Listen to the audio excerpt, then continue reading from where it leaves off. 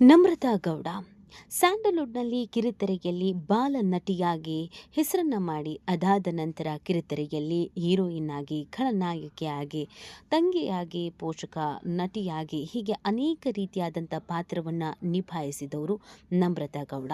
ಆದರೆ big boss ಆದಮೇಲೆ ತುಂಬಾ ಫೇಮಸ್ ಆದರು ಅಂತ ಹೇಳಿದ್ರೆ ತಪ್ಪಾಗಲಿಕ್ಕಿಲ್ಲ. ನಮ್ರತಾ ಗೌಡ ಯಾವಾಗಲೂ ಸುದ್ದಿಯಲ್ಲಿ ಇರ್ತಾರೆ.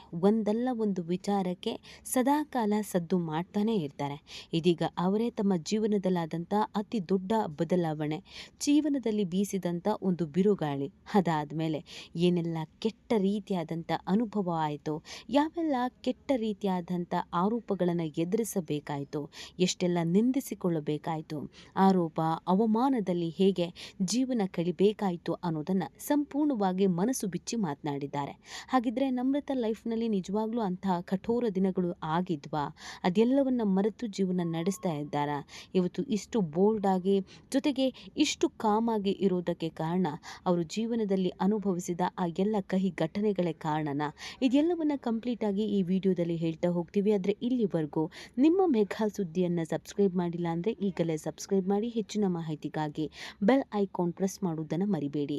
ಎಸ್, ನಮ್ರತಾ ಎಲ್ರಿಗೂ ಗೊತ್ತಿರೋ ಹಾಗೆಯೇ ಕಿರುತೆರೆಯ ಕಲಾವಿದೆ.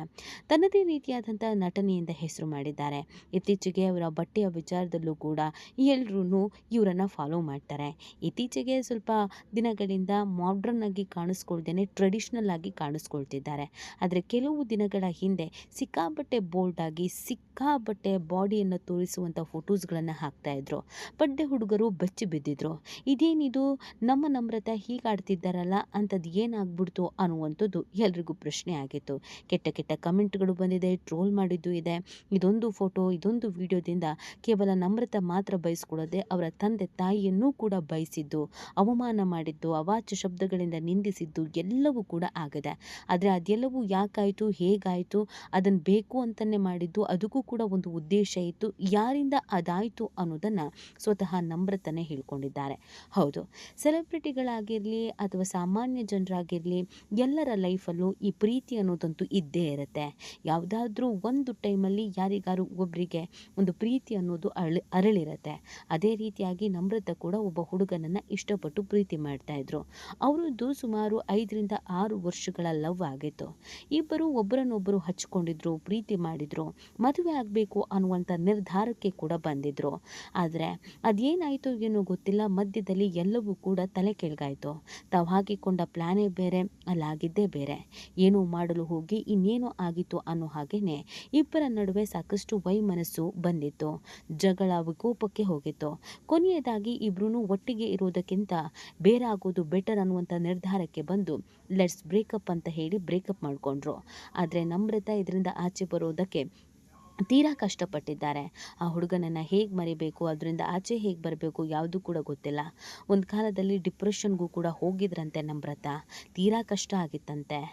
ಆದರೆ ಅವನ್ನೇ ಮದುವೆ ಆಗಬೇಕು, ನಡೆಸಿದ್ರೆ ಅವನನ್ನೇ ಜೀವನ ನಡೆಸಬೇಕು ಅವನ ಜೊತೆನೆ ಅಂತ ಕನಸನ್ನು ಕಂಡ ಆಕೆಗೆ ಇದಕ್ಕಿದ್ದ ಹಾಗೆಯೇ ಬ್ರೇಕಪ್ ಅಂತ ಹೇಳಿದ್ದು ಅರಗಿಸಿಕೊಳ್ಳೋದಕ್ಕೆ ಸಾಧ್ಯ ಆಗಿರಲಿಲ್ಲ. ಆ ಕಾರಣಕ್ಕೆ ಅದರಿಂದ ಆಚೆ ಬರೋದಕ್ಕೆ ಇನ್ನಿಲ್ಲದ ಪ್ರಯತ್ನಗಳನ್ನು ಮಾಡಿದ್ದಾರೆ. ಆಗ ತನಗೆ ತಾನು ಲೈಫಲ್ಲಿ ಬ್ಯುಸಿ ಆಗಬೇಕು, ಆಗ ಹಳೆಯ ನೆನಪುಗಳು ಕಾಡೋದಿಲ್ಲ, ಯಾವತ್ತೂ ಆತ ನೆನಪಿಗೆ ಬರಬಾರ್ದು. ನಾನು ಸುಮ್ಮನೆ ಇದ್ದರೆ ಅದೇ ಯೋಚನೆಗಳು ನನ್ನನ್ನು ಕೊಂದು ಬಿಡುತ್ತೆ. ಆದರೆ ನಾನು ಅದರಿಂದ ಆಚೆ ಬರಬೇಕು ಅಂತಂದರೆ ಸಾಕಷ್ಟು ಕೆಲಸಗಳನ್ನು ಮಾಡಬೇಕು ಅಂತ ಹೇಳಿ ವರ್ಕೌಟ್ ಮಾಡೋದಕ್ಕೆ ಶುರು ಮಾಡಿದ್ರಂತೆ. ವರ್ಕೌಟ್ ಮಾಡಿ ಮಾಡಿ ಮಾಡಿ ಕೊನೆಯದಾಗಿ ಬಾಡಿ ಬರೆಸ್ಕೊಂಡು ನಾನು ಈಗ ಬಿಕಿನಿಯನ್ನು ಹಾಕಬೇಕು, ಅವನ ವಿರುದ್ಧ ಪ್ರತಿಕಾರವನ್ನು ತೀರಿಸ್ಕೊಳ್ಬೇಕು, ಅವನಿಗೆ ನನ್ನಿಂದ ಇವಳ ಲೈಫ್ ಹೀಗಾಯಿತು ಅಂತ ಅನಿಸ್ಬೇಕು. ನಾನು ಬಿಕಿನಿ ಹಾಕಿದ್ರೆ ಖಂಡಿತವಾಗಿಯೂ ಅವನಿಗೆ ಇಷ್ಟ ಆಗೋದಿಲ್ಲ. ಅವನ ಮನಸ್ಸು ಚುಚ್ಚಬೇಕು, ಅವನ ಮನಸ್ಸು ಒಡಿಬೇಕು, ನಾನು ಮತ್ತಷ್ಟು ಬಲಿಷ್ಠಳಾಗಬೇಕು, ನಾನು ಮತ್ತಷ್ಟು ಧೈರ್ಯವಂತೆ ಆಗಬೇಕು, ಅವನಿಗೆ ಉರಿಸ್ಬೇಕು ಅನ್ನುವಂಥ ಕಾರಣಕ್ಕಾಗಿಯೇ ನಮ್ರತಾ ಈ ರೀತಿಯಾದಂಥ ನಿರ್ಧಾರವನ್ನು ತೆಗೆದುಕೊಂಡ್ರಂತೆ.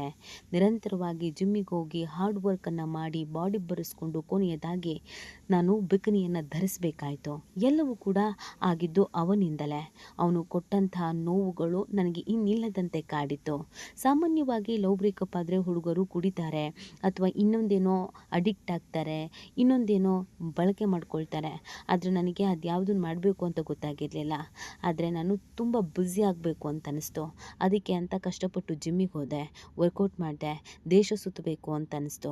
ಲವ್ ಬ್ರೇಕಪ್ ಆದ್ರೇನು, ಯಾರು ಜೊತೆಗಿಲ್ದಿದ್ರೇನೋ, ನಾನು ಚೆನ್ನಾಗಿರಬೇಕು, ಸೆಟಲ್ ಆಗಬೇಕು, ಕಾರ್ ತೊಗೋಬೇಕು, ಬೈಕ್ ತೊಗೋಬೇಕು, ದೇಶ ವಿದೇಶ ಸುತ್ತಬೇಕು, ಜಿಮ್ ಮಾಡಬೇಕು, ಬಾಡಿ ಬೆಳೆಸ್ಕೊಳ್ಬೇಕು, ಹಾಗೆ ಬಿಕನಿ ಹಾಕಬೇಕು, ಶೋ ಆಫ್ ಮಾಡಬೇಕು ಅಂತ ನಿರ್ಧರಿಸಿದ್ರಂತೆ.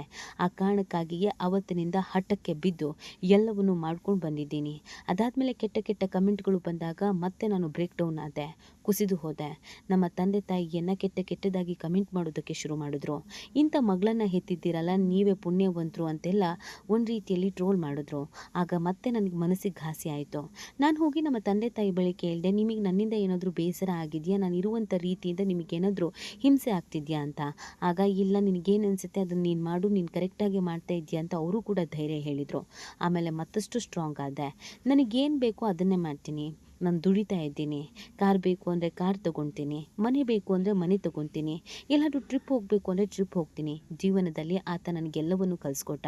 ಜೊತೆಗೆ ಇದ್ದಿದ್ರೆ ಹೀಗಾಗ್ತಿದ್ನೋ ಇಲ್ಲೋ ಗೊತ್ತಿಲ್ಲ. ಆದರೆ ನನಗೆ ಬ್ರೇಕಪ್ ಆಗಿದ್ದರಿಂದ ಇದೆಲ್ಲವನ್ನೂ ನಾನು ಮಾಡುವಂಥ ಶಕ್ತಿ ಬಂದಾಯಿತು. ಸೊ ಬ್ರೇಕಪ್ ಆದಮೇಲೆ ಎಲ್ಲರೂ ಹೀಗೆ ಸ್ಟ್ರಾಂಗ್ ಆಗಬೇಕು ಅಂತ ಅವರು ತಮ್ಮ ಜೀವನದಲ್ಲಾದಂಥ ಕಹಿ ಘಟನೆಗಳನ್ನು ನೆನಪಿಸಿಕೊಂಡಿದ್ದಾರೆ.